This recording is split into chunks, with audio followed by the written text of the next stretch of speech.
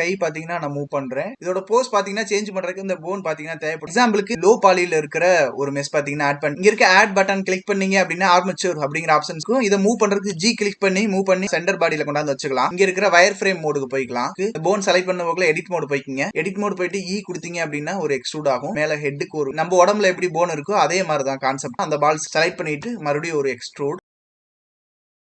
அப்புறம் இந்த பால் செலக்ட் பண்ணிட்டு சேம் இந்த சைடு ஹேண்டுக்கும் பாத்தீங்கன்னா இதே மாதிரி போன் பாத்தீங்கன்னா ஆட் பண்ணிக்கலாம். இதை நம்ம ரொட்டேட் பண்ணா இருக்கான்னு பார்க்கணும். ஆப்ஜெக்ட் மோட் போனதுக்கு அப்புறம் நார்மலான இந்த ஆப்ஜெக்ட் செலக்ட் பண்ணிட்டு கிளிக் பண்ண போக்குல இந்த போன் பாத்தீங்கன்னா செலக்ட் பண்ணீங்கன்னா ரெட் கலரா இருக்கிறது மெயின் ஆப்ஜெக்ட். அதுக்கப்புறம் போன் பாத்தீங்கன்னா கொஞ்சம் ஆரஞ்சு கலரா இருக்கும். இப்படி வந்த போக்குல கண்ட்ரோல் பி கிளிக் பண்ணோம் அப்படின்னா ஆர்மச்சூர் டி ஃபார்ம் அப்படிங்கறதுல வித் ஆட்டோமேட்டிக் வெயிட் அப்படின்ட்டு வந்துடும். இப்ப பாத்தீங்கன்னா இது ரெண்டு ஒன்னா இருக்கிறத இங்க இருக்க சீன் கலெக்ஷன்ல பார்க்கலாம். போஸ் மோட் போய்க்கலாம். இந்த பாலி மோட்ல வச்சோம்னா நமக்கு உள்ள இருக்க போன் பாத்தீங்கன்னா தெரியாது. நான் இந்த வயர் ஃப்ரேம் மோட்ல வச்சோம்னா நமக்கு ஈஸியா தெரியும். இந்த இடத்துல நான் மூவ் பண்ணணும் அப்படின்னா அந்த போனை கிளிக் பண்ணிட்டு ரொட்டேட் பண்ணனா இந்த மாதிரி ரொட்டேட் ஆகும். இப்ப செலக்ட் பண்ண போக்குல கொஞ்சம் வியூ மோட மாத்திட்டு உங்களுக்கு காட்டுறேன்.